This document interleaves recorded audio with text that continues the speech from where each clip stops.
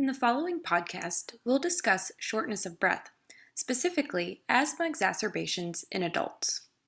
Before we get started, let's go over a bit of pathophysiology review. There are three major components to asthma: airway inflammation, bronchial hyperresponsiveness, and reversible airflow obstruction. The pathophysiology of asthma begins with inhalation of an allergen, which causes production of IgE. The IgE binds to airway mast cells, which release inflammatory mediators, histamine, leukotrienes, and cytokines. These cause bronchospasm, airway edema, and airway eosinophilia.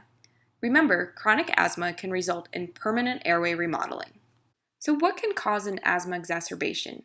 Common triggers include allergens and irritants, weather changes, emotional stress, medications such as ASA, NSAIDs, beta blockers, exercise, and respiratory infections such as viral URI or pneumonia. Let's look at a case.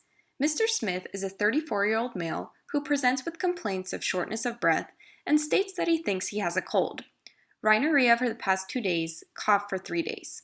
He's tried using his home inhaler, however, he states that he doesn't feel like it's helping. He reports no fevers, no chills, no nausea, and no vomiting. Remember to get a complete history, including your old cards or OPQRST, onset, anything that makes it better or worse, quality, radiation, severity, and timing. And get a quick review of systems. For all asthmatics, there are a few important questions to ask. How often do they use their inhaler, previous intubations, hospital stays in the last year, and recent steroid use in the last year? The patient's answers will give you an idea of how bad their asthma really is.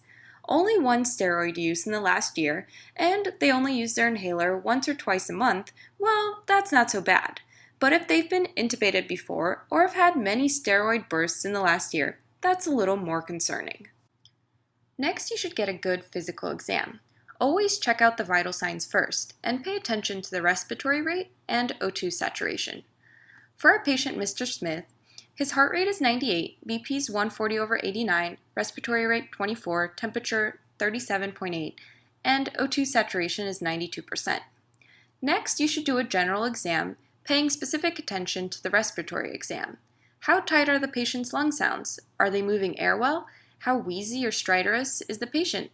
Are they having to use any accessory muscles to breathe? How long is their expiratory phase? Remember, all that wheezes is not asthma. You should also consider CHF, upper airway obstruction, foreign body aspiration, COPD, CF, vocal cord dysfunction, and bronchitis. For your immediate interventions, start by placing the patient on oxygen.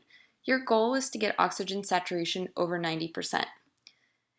You may also want to get some medications going. Your choices are albuterol versus levobuterol, MDI versus nebulizer, ipratropium bromide, which is used for the first 3 treatments.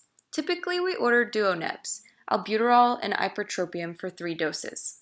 Depending on how bad your patient's symptoms are, you may want to order some systemic corticosteroids. Some good options are dexamethasone, solumedrol, and prednisone. Oral and IV delivery are equally effective. If you think the patient may have an underlying bacterial infection, you may want to start some antibiotics. Be sure to determine if this is CAP or HCAP and cover for your atypicals. If the patient is really struggling, you may consider magnesium sulfate for severe exacerbations. And the worst cases of asthma may require BiPAP versus intubation for respiratory failure. For your diagnostic tests for asthmatics, you obviously want to start with a chest x-ray. You don't want to miss a pneumo or pneumonia. If you can, order a peak expiratory flow, or PEF. This is the patient's maximum speed of expiration. A PEF lower than 100 is considered severe exacerbation. If the patient is altered or in severe respiratory distress, consider getting an ABG to help determine if intubation is necessary. These will constitute the main ED management and treatment. Disposition will depend on how bad your patient's asthma exacerbation is. Some patients will need a few treatments and maybe some steroids, will stop wheezing and feel great. Those people can go home. However, on the other hand, you may end up with a severe exacerbation requiring steroids, continuous DONEBs, IV magnesium, BiPAP, or even intubation. Those will obviously need admission. Disposition will often depend on your experience and which attending you're working with. This completes another podcast. Thank you for listening.